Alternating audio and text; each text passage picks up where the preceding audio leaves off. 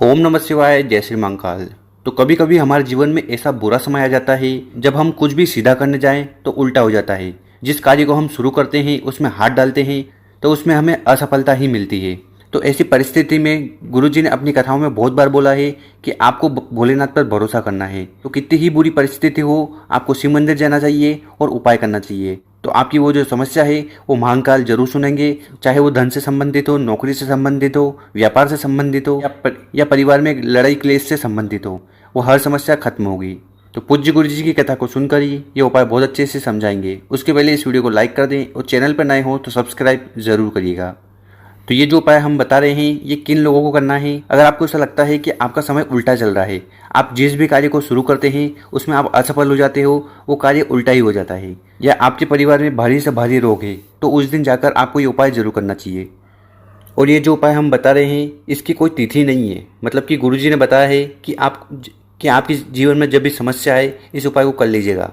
और खासकर इस उपाय को आपको प्रदोष काल में करना है, शाम के समय में करना है। तो ध्यान से सुनिएगा। देखिए यहाँ पर आपको क्या दिख रहा है, पीपल का पेड़। तो आपको पीपल के पेड़ के नीचे नहीं जाना है, ये पीपल की जो छाल है, देखिए यहाँ पर देखिए, ये जो छाल है इसी का हमें उपाय करना है। तो क्या करिएगा कि पीपल के पेड़ के नीचे जाकर सबसे पहले आपको ये जो छाल है इस छाल को लेकर अपने घर आ जाना है। और घर पर आने के बाद क्या करिएगा कि वो जो पीपल की छाल है उसको आपको पीस लेना है। ठीक है, सिलबट्टा हो तो सिलबट्टे में पीस लेना, या कोई मिक्सी है तो मिक्सी में पीस लेना। और इस प्रकार से आपको उस छाल का पाउडर बना लेना है। ठीक, तो इस प्रकार से आपको उस छाल का पाउडर बना लेना है। बना लिया और इसी से हमें उपाय करना है। और इसके बाद जो अगली सामग्री है वो है जल का लोटा। तो आपको तांबे का लोटा ले लेना है और इस तांबे के लोटे में घर से जल भर लेना है। विशेषकर इस जल को आपको अपने किचन से भरना चाहिए। इसके बाद इन दोनों सामग्री को लेकर आपको पहुंच जाना है शिव मंदिर। और ये जो उपाय है ये आपको प्रदोष में करना है। प्रदोष जैसे कि हमने बताया है कि जब सूर्य अस्त हो उसके 45 मिनट पहले से लेकर जब सूर्य अस्त हो चुका हो उसके 45 मिनट के बाद तक के समय को प्रदोष काल कहते हैं। तो इसमें आपको ये उपाय करना है। तो शिव मंदिर में जाकर सबसे पहले नॉर्थ डायरेक्शन, उत्तर दिशा की तरफ मुँह कर खड़े हो जाना है। और इसके बाद क्या करिएगा, आप अपने साथ जो जल का लोटा लाए हैं इस जल के लोटे को उठाना है और इसको आपको सबसे पहले शिवलिंग के ऊपर समर्पित कर देना है, श्री शिवाय नमस्तुभ्यम का स्मरण करते हुए। और गुरुजी बताते हैं कि जल को हमें यहाँ पर बहुत धीरे धीरे समर्पित करना चाहिए। साथ ही साथ आपको 11 बार श्री शिवाय नमस्तुभ्यम का स्मरण करना है।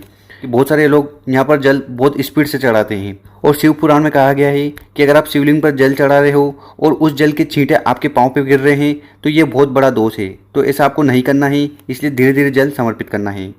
और जल चढ़ाते समय आपको पिपलेश्वर महादेव का जरूर स्मरण करना है।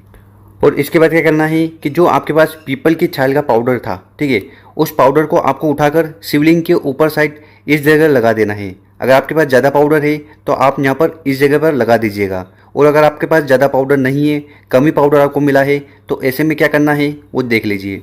अगर आप ज़्यादा पाउडर नहीं लाए हैं तो ये जो थोड़ा पाउडर है इसको आपको अपनी 3 उंगली में लगाना है। तो 1, 2 और 3, इन 3 उंगली में लगाना है। और इन 3 उंगली में लगाकर उस पाउडर का लेपन करना है। कहाँ पर लेपन करना है, लेपन करें या त्रिकोण लगाएं। तो ये जो 3 लाइन आपको दिख रही है ना, ठीक है, तो इस प्रकार से आड़ी आपको 3 लाइन एक साथ अपने हाथ से बना देनी है। समझ में आया? आपको क्या करना है, आपको सीधे हाथ की जो 3 उंगलियां हैं इनमें आपको ये पाउडर लेना है। कौन सा पाउडर? पीपल की छाल का जो पाउडर है इसको घोलकर आपको ये 3 उंगलियों में लेना है। और लेने के बाद आपको यहाँ पर त्रिकोण लगा देना है। ठीक, ये कब करना है, जब आपके पास कम पाउडर हो। और अगर आपके पास ज़्यादा पाउडर है तो फिर आपको यहाँ पर उसका श्रृंगार कर देना है, अच्छी तरह से शिवलिंग के ऊपर लेपन कर देना है। और एक बार ये उपाय कर लें, इसके बाद आपको यहाँ पर साइड में बैठ जाना है और आपके मन में जो भी कामना है, जो भी इच्छा है या जो भी समस्या आपके जीवन में आ रही है उसका स्मरण कर कर आपको भोलेनाथ से कामना करना है कि हे महादेव, हे त्रिकालदर्शी, हमारे जीवन में ये समस्या है ये जल्द से जल्द खत्म करें और हमारे जो बुरा समय चल रहा है इसको बदल कर अच्छा समय ला दें। तो हे पिपलेश्वर महादेव, हम पर कृपा करें और हमारे कार्य सिद्ध करें। और उसके बाद क्या करिएगा, अगर आपने यहाँ पर लेपन लगाया है या त्रिकोण लगाया है तो यहाँ पर आपको अपनी उंगली लगानी है और वहाँ से थोड़ा त्रिकोण उठाकर आपको अपने गले पर लगा लेना है। आपको अपने गले और मस्तक पर लगा लेना है। इसके बाद आप जिस भी कार्य में जाएंगे आपको सफलता प्राप्त होगी। अब जान लेते हैं गुरुजी द्वारा बताया गया दूसरा उपाय। तो ये उपाय उन व्यक्ति को करना है जिनके जीवन में बहुत ज़्यादा समस्या है। अगर वो व्यापार चालू करते हैं तो व्यापार नहीं चलता, फैक्ट्री चालू करते हैं तो फैक्ट्री नहीं चलती, नई जॉब करते हैं तो उसमें सफलता नहीं मिलती, और इसके साथ कर्जा बढ़ता जा रहा है, धन की आवक बिल्कुल भी नहीं है। ऐसे में आपको एक छोटा सा उपाय करना है मात्र 2 दीपक से। और साथ ही साथ धन से जुड़ी जैसी समस्या है वो खत्म होगी और माता लक्ष्मी आपके घर में प्रवेश करेगी। देखिए, इस उपाय के लिए भी गुरुजी ने कोई विशेष तिथि नहीं बताई है, तो इस उपाय को भी आपको हफ्ते में किसी दिन कर लेना है। तो कब करना है? तो इस उपाय को भी आपको विशेषकर प्रदोष काल में करना है। तो इस उपाय में आपको लेने हैं दिए लेने हैं। कितने दिए लेने हैं? मात्र 2 दिए लेने हैं। और ये जो दिए हैं ये मिट्टी के होना चाहिए, ठीक। यहाँ पर आटे के दिए नहीं चलेंगे, तो आपको मिट्टी के दिए लेने हैं। इसी के साथ इसमें जो आप बत्ती लोगे, ठीक, इस दिए में जो बत्ती जलाने के लिए लोगे वो गोल होनी चाहिए, ठीक। गोल बत्ती आपको ले लेनी है और इसके साथ आपको शुद्ध गाय का देसी घी इन दोनों दीपक में डाल देना है, ठीक। तो इस प्रकार से आपको 2 दिए तैयार कर लेने हैं और इसके बाद इन दीपक को लेकर आपको पहुंच जाना है बेलपत्री के पेड़ के नीचे, ठीक। और बेलपत्री के पेड़ के नीचे जाने के बाद सबसे पहले आपको उत्तर दिशा की तरफ मुंह करके खड़े हो जाना है और ये जो दिया आपने यहाँ पर लाए हो इसको आपको जला देना है और जलाते समय आपको अपना नाम और गोत्र का स्मरण करना है। तो यहाँ पर आपको बेलपत्र की जड़ में वो दिया लगा देना है और उसके बाद आपको 2 मिनट खड़े हो जाना है और आपके मन में जो भी कामना है, जो भी इच्छा है या जो भी समस्या आपके जीवन में आ रही है, जो हमने आगे बताई है, उस समस्या का स्मरण कर कर आपको भोलेनाथ से प्रार्थना कर लेना है कि हमारे जीवन में ये समस्या है और हम बहुत ज़्यादा परेशान हो गए हैं। माता लक्ष्मी का बिल्कुल भी वास नहीं है, पैसा आता है, पैसा पानी की तरह बह जाता है। तो ऐसी कौन सी भी समस्या है उसका स्मरण कर कर कामना कर कर आपको दूसरा दिया लेकर जाना है शिव मंदिर। एक दिया आपने बेलपत्र के पेड़ के नीचे लगा दिया। इसके बाद ये जो दूसरा दिया है इसको आपको उठाकर जाना है शिव मंदिर और शिव मंदिर में जाकर इसको आपको लगा देना है। पर लगाना कहाँ है? तो जैसे ही आप शिव मंदिर में जाओगे वो जो चौखट होती है, ठीक, जो चौखट होती है, जो दहलीज होती है, ठीक, उस दहलीज पर आपको ये दीपक रख देना है और रखने के बाद आपको इसको जलाना है और जलाते समय आपको अपना नाम लेना है, गोत्र का नाम लेना है और उसके बाद आपको 2 मिनट वहाँ पर खड़े हो जाना है और उसके बाद आपको प्रार्थना कर लेना है और आपकी जो समस्या है वो बता देना है। और ये उपाय करते समय आपको श्री शिवाय नमस्तुभ्यम ओम नमः शिवाय का जाप करते रहना है और शिव मंदिर में जाकर बाबा से विनती करना है कि हमारे घर में जो धन की समस्या है या और कोई समस्या है उसे जल्द से जल्द खत्म करें। तो कर देखिएगा, ये भी आसान सा उपाय है। अब जान लेते हैं गुरुजी द्वारा बताया गया तीसरा उपाय। देखिए, ये उपाय भी बहुत खास होने वाला है। तो इस उपाय को क्यों करना है? अगर आपके घर में लड़ाई झगड़े का माहौल रहता है, क्लेश रहता है, घर में अशांति रहती है और इसी के साथ घर में सुख समृद्धि नहीं है, तो ऐसी घर से जुड़ी कौन सी भी समस्या है जिसमें अशांति फैली हुई है, तो ये उपाय बहुत ही ज़्यादा खास है। तो इसको ध्यान से सुनिएगा। तो इस उपाय में जो सबसे पहले सामग्री चाहिए वो है दीपक। तो आपको इस प्रकार से 4 मुखी दीपक लेना है, मतलब 4 कंगूरे वाले दीपक लेना है। तो अब ये दीपक आप कैसे बनाओगे? तो इसको आपको बनाना है जौ के आटे से।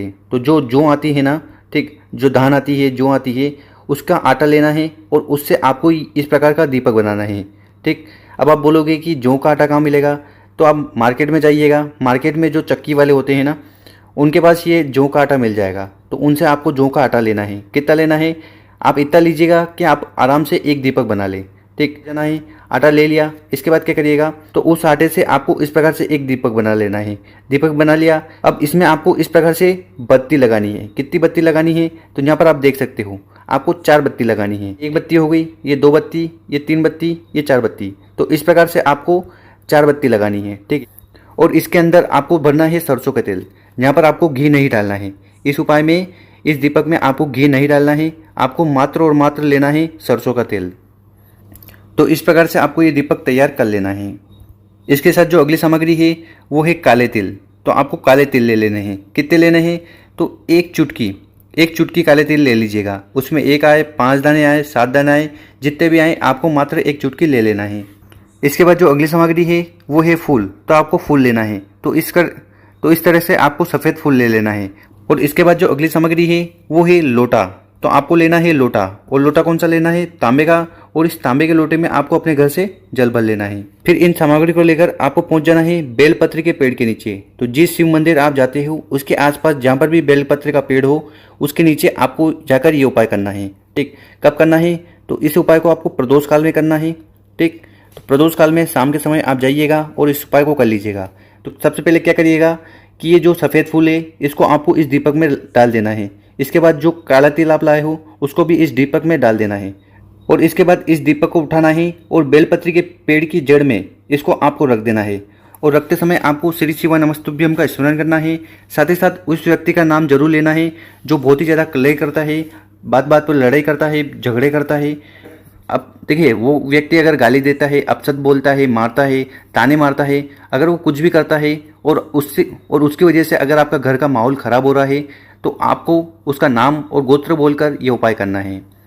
तो गुरुजी ने कहा है कि अगर आप ये चौमुखी दीपक बेलपत्र के पेड़ के नीचे जाकर जला देते हैं प्रदोष काल में, तो आपके घर में शांति का माहौल बनेगा और जो व्यक्ति अशांति फैलाता है, भला बुरा बोलता है, वो उसकी जो आदत है वो भी सुधर जाएगी। तो ये उपाय आप 7 दिन में किसी भी दिन कर सकते हो। तो कर देखिएगा, बहुत ही आसान सा उपाय है।